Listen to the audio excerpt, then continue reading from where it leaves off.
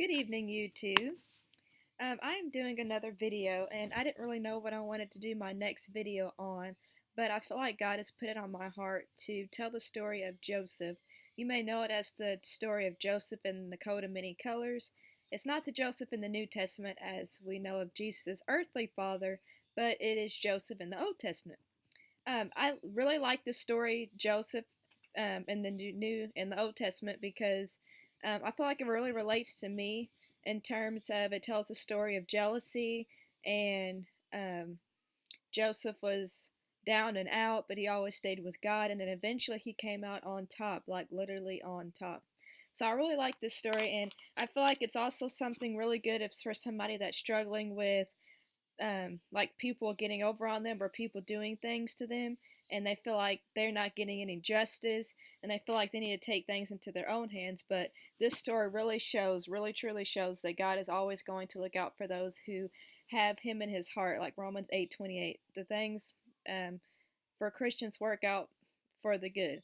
So this story really tells that story, and I hope you guys find it interesting. If you guys have been in church all your life, you know this story. If you're like me, you kind of zoned out when you were in Bible school, Sunday school, whenever you were younger. And then if you're not a Christian or you haven't heard this story before, I hope I can tell the story as it is and truly to the Bible, and I hope you enjoy it. So I'm gonna kind of start out with the background knowledge. So it kind of starts out in Genesis 29. So I mentioned that Joseph's brothers were very jealous of him. Now I'm gonna give you like the background of why his brothers were jealous of him. So if you want to get your Bible out, that's fine. But I'm gonna be reading from the American Standard Version. Actually, I'm gonna change this to the New Living Translation, and I'm gonna start on Genesis chapter 29 and verse 14.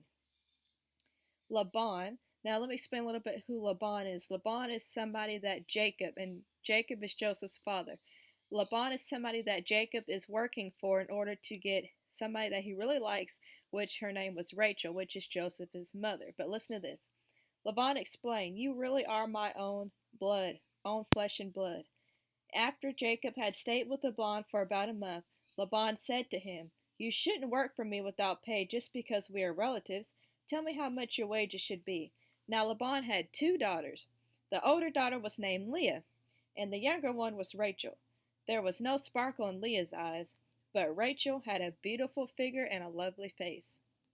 Since Jacob was in love with Rachel, he told her father, "I'll work for you for 7 years, and if you'll give me Rachel, your youngest daughter, as my wife." "Agreed," Laban replied. "I'd rather give her to you than anyone else. Stay and work for me." So Jacob worked 7 years to pay for Rachel, but his love for her was so strong that it seemed to him but a few days. Finally, the time came for him to marry her. "I have fulfilled my agreement," Jacob said to Laban. "Now give me my wife so I can sleep with her." So Laban invited everyone in the neighborhood and prepared a wedding feast. But that night, when it was dark, Laban took Leah to Jacob, not Rachel, but Leah, and he slept with her. Laban had given Leah's servant Zilpah to be her maid, but when Jacob woke up in the morning, it was Leah. "What have you done to me?" Jacob raged at Laban. "I worked 7 years for Rachel. Why have you tricked me?" So to kind of put this story short, Jacob ended up marrying Leah and Rachel. Leah had lots of children. God saw that Leah was not loved by Jacob, so he tried to supplement that by giving her lots of children. Rachel only had two children. One was Joseph, which is the story is about, and Benjamin, which Joseph actually doesn't meet until later, and we'll get to why he doesn't meet him later on. So basically, that's kind of the background knowledge of why Joseph's brothers were jealous of him. Joseph's brothers, which are mostly from slaves of Leah and Rachel, and Leah, they were born by them. It's a long story of how how Leah and Rachel were competing for Jacob's attention, and they were giving him their slave to sleep with to give him more sons by them, which is a kind of long story. But anyway, so Joseph's brothers were jealous of him because he was favored by his dad, because Jacob really loved Rachel. He really, really, truly loved Rachel, not Leah, and Joseph was the daughter of Rachel. All right, so we're going to fast forward to when Joseph has a dream. Now this comes from Genesis chapter 37. verse 3. So, Jacob loved Joseph more than any of his other children because Joseph had been born to him in his old age. So one day, Jacob had a special gift for Joseph, a beautiful robe. And this is usually the story that people tell, Joseph in the coat of many colors. That's what they mean by the coat of many colors, a beautiful robe. But his brothers hated Joseph because their father loved him more than the rest of them. And I just explained why he loved him more than the rest. They couldn't say a kind word to him. One night Joseph had a dream, and when he told his brothers about it, they hated him more than ever. Listen to this dream, he said.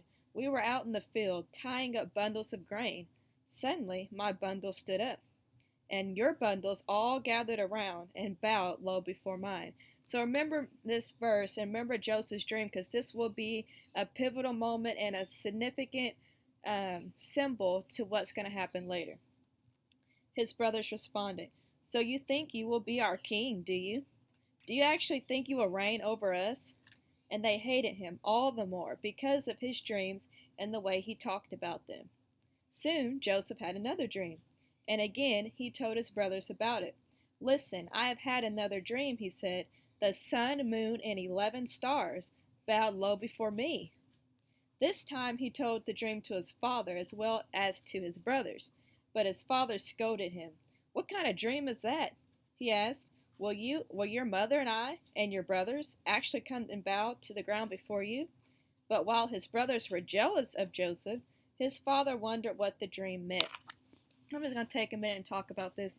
So, I know a lot of us have had times where people were jealous of us because we showed them, or maybe not even showed them, but they found out that we had a new car, or we bought a new house, or we're in a new relationship, or we get married, or we have children. And people are jealous of that, and we've all experienced that. So this is what Joseph is experiencing. It's experiencing jealousy because of something that he has that God has obviously gifted to him. And that's what a lot of times happens to Christians. Instead of rejoicing with those that rejoice and weeping with those that weep, we are jealous of each other because of the blessings that God gives us. And that's not a way to be. So this is what's happening to Joseph right now. All right, so something's going to happen to Joseph because his brothers are jealous. Just like the story with Cain and Abel. Cain was jealous of Abel, so he killed him because Cain wasn't able to provide a heartfelt offering to God, but Abel was. So something kind of similar is going to happen to Joseph. So this comes from Genesis chapter 37 and verse 18. When Joseph's brothers saw him coming, they recognized him in the distance. As he approached, they made plans to kill him. Here comes the dreamer, they said. Come on, let's kill him and throw him into one of the cisterns. Now, cisterns is kind of like a hole. If I'm not saying this right, don't quote me, but I believe it's a hole. We can tell our father a wild animal has eaten him, then we'll see what becomes of his dreams. But when Reuben heard of their scheme, he came to Joseph's rescue. Let's not kill him, he said. Why should we shed any blood? Let's just throw him into the empty cistern here in the wilderness. Then he'll die without our laying a hand on him. So Reuben kind of had mercy for Joseph, and he didn't want Joseph to be killed. Let me continue reading. Reuben was secretly planning to rescue Joseph and return him to his father. Now, we've all met somebody like Reuben before. I don't know if anybody has kind of pointed this out to you in this story. I was kind of thinking about this when I was studying this earlier today. Now, we've all known somebody like Reuben. Reuben is somebody that, when you see like a bullet come down the hallway, Reuben is somebody that just kind of stands by and allows it to happen, but secretly he knows it's not right, and he's coming back to make a plan to make it right, but he's not doing it in front of the bullies. So he's not standing up for Joseph amidst of his brothers, but he's going to kind of do it secretly because he doesn't want to be ridiculed for it and made fun of for it. And usually, like in places like middle school and high school, and even in the workplace in the adult world, we see people like this that are kind of the secret heroes. We need more people that are going to be heroes that are going to stand up in the actual situation to stand up to the bullies, and maybe that won't happen. All right, so I'm going to continue reading. So when Joseph arrived, I'm at verse 23, his brothers ripped off the beautiful robe he was wearing. Then they grabbed him and threw him into the cistern. Now the cistern was empty, there was no water in it. Then, just as they were sitting down to eat, they looked up and saw a caravan of camels in the distance, coming toward them. It was a group of Ishmaelite traders, taking a load of gum, balm, and aromatic ricin, or ricin, I'm not sure, from Gilead down to Egypt. Judah said to his brothers, "What will we gain by killing our brother? We'd have to cover up the crime. Instead of hurting him, let's sell him to those Ishmaelite traders. After all, he is our brother, our own flesh and blood." And his brothers agreed. So when the Ishmaelites, who were Midianite traders, came by, Joseph's brothers pulled him out of the cistern and sold him to them for 20 pieces of silver, and the traders took him to Egypt. So they done sold Joseph for some 20 pieces of silver to Egypt. So Joseph is now currently in Egypt, and he's about 17 years old at this time. And so he's sold because his brothers were jealous of him. Now that is better than killing him, and I believe that God made it possible for him to be sold into Egypt so he can carry out his plan, because God did have a plan for Joseph. And to kind of think about it, Joseph lived a privileged life, and God does not cause bad things to happen, but he does allow them to happen to make us stronger. Now Joseph did need to kind of be broken down, and we're going to see how he's going to be broken down in order to fulfill his purpose, because his purpose was tremendous and it was great in Egypt. So we're going to see what his purpose was and why he needed to have, or why God allowed him to go through this to fulfill that purpose. Now I'm going to start reading Genesis chapter 39, but I did want to tell you guys that sometimes when bad things happen to us, we are like, why does God allow that person to get away with that? And Joseph is probably thinking this. He's like, well, I'm over here sold in Egypt, and my brothers are just living the life. I'm not there anymore. I'm not the favorite anymore. I'm gone. My dad thinks I'm dead, because Jacob, his dad, did think he was dead, because they came back and said that some wolves had eaten him and had blood all over him. Maybe not wolves, but whatever live flock they were having. They had at that time. And we think, well, why does God allow that to happen? You see this person over here happy, and you think they're happy, but they're really not. They're really now they may be, but sometimes they're suffering, and not particularly because of what they did to you, but it doesn't mean their life is perfect just because they got away with what they did. And technically, they didn't get away with it. God's going to work it out for good in the end. Now, during this time, I was reading earlier, one of Jacob's oldest sons had gotten married, and here, let me turn to that because I don't want to tell you wrong. Alright, so it says, about this time Judah left home and moved to Adullam, where he stayed with a man named Hira. Then he saw a Canaanite woman, the daughter of Shua, and he married her. When he slept with her, she became pregnant and gave birth to a son and named the boy Er. Then she became pregnant again and gave birth to another son, and she named him Onan. And when she gave birth to a third son, she named him Shelah. At that time of Shelah's birth, they were living at Kezib. In the course of time, Judah arranged for his firstborn son Er to marry a young woman named Tamar, or Tamar. I'm not completely sure of the pronunciation. But Er was a wicked man in the Lord's sight, so the Lord took his life. Then Judah said to Er's brother Onan, "Go and marry Tamar, as our law requires of the brother of the man who has died." And I'm not going to read this part, even though it's in the Bible. It talks about how the older brother, or how the next brother, didn't want to conceive a child with Tamar because he didn't want his brother to have a child through him, kind of whatever the Hebrew tradition was at that time.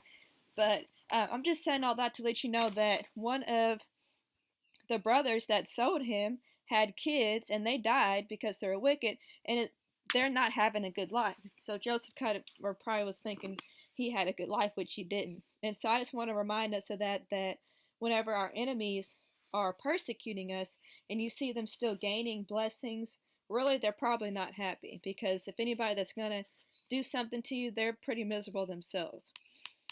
So I'm going to read Genesis chapter 39,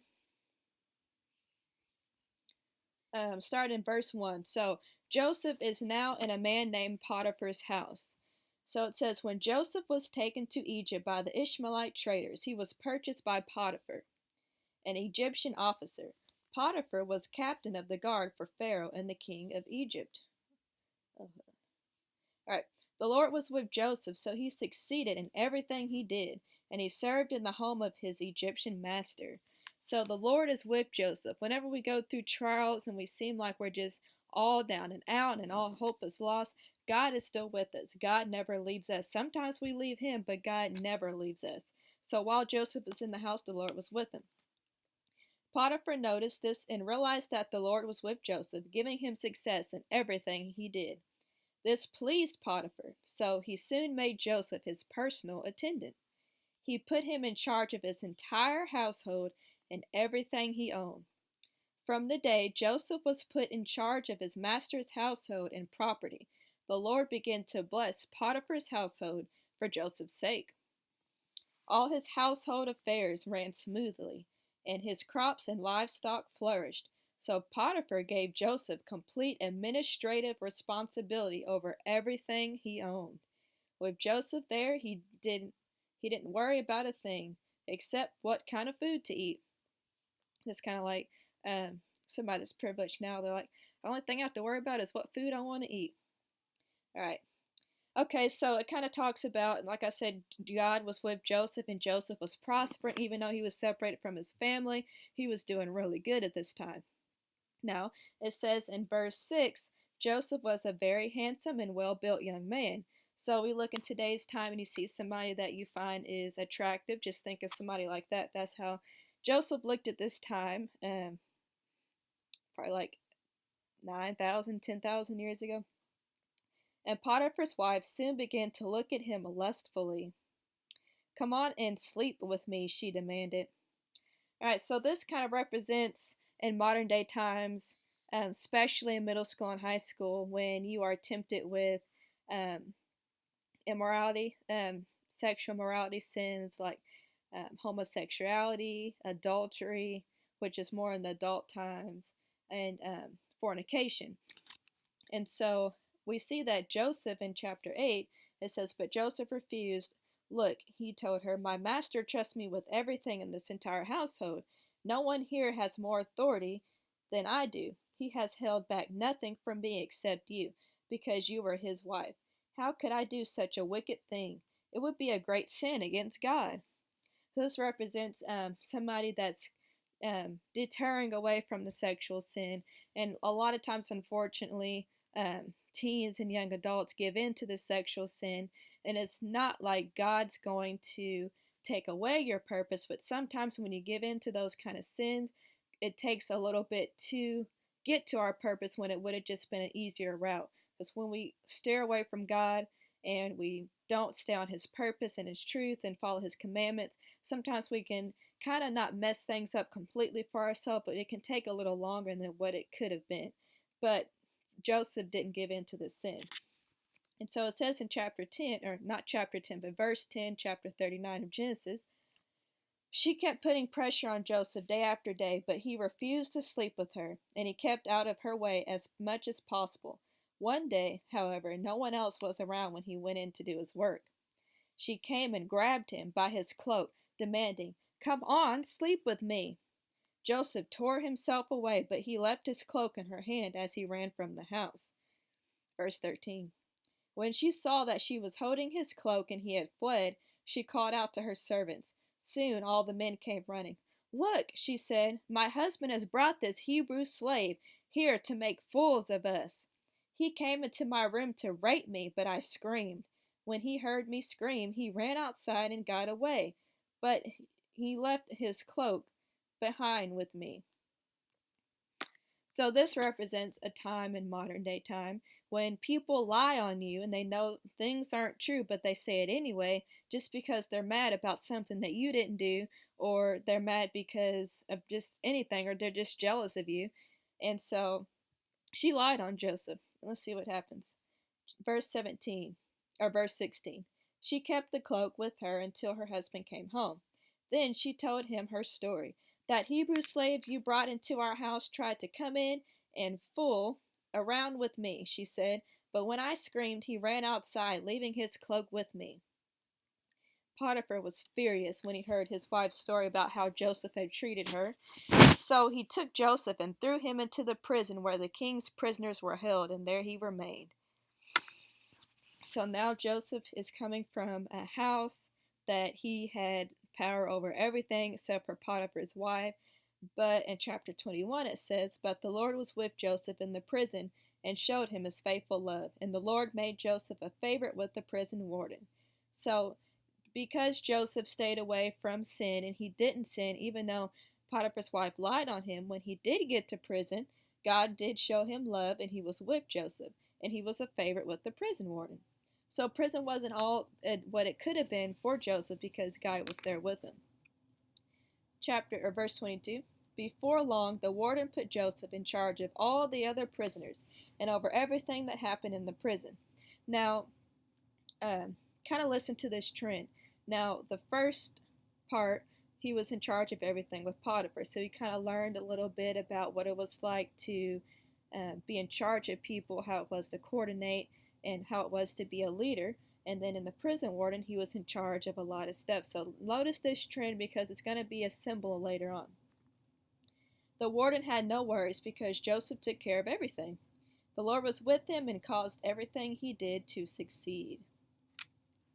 Alright, so remember I told you earlier how Joseph had a dream.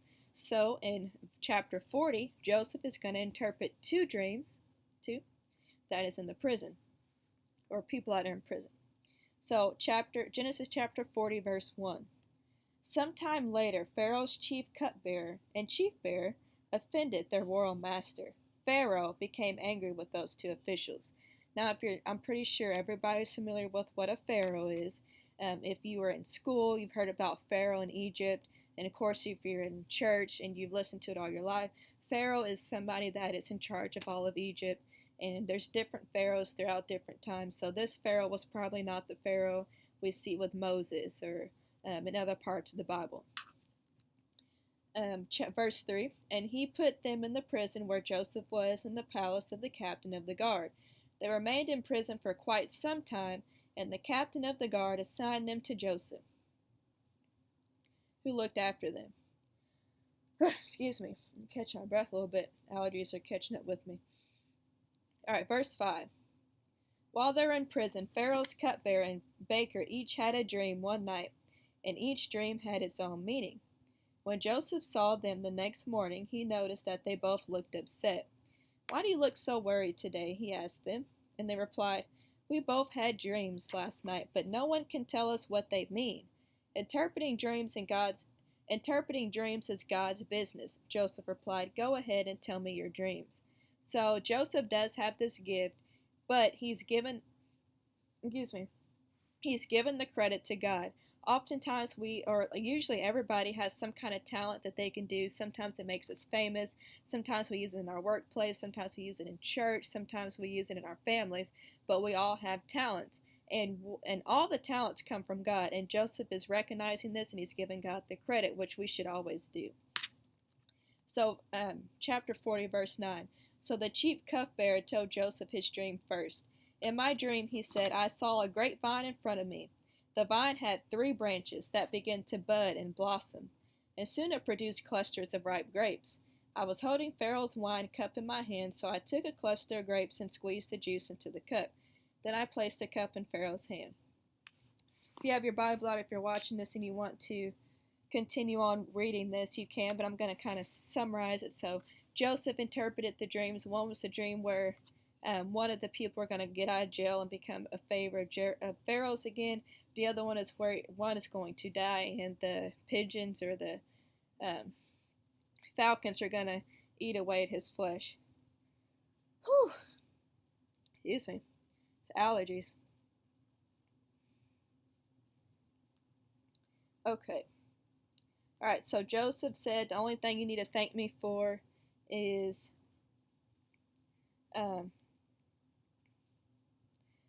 excuse me.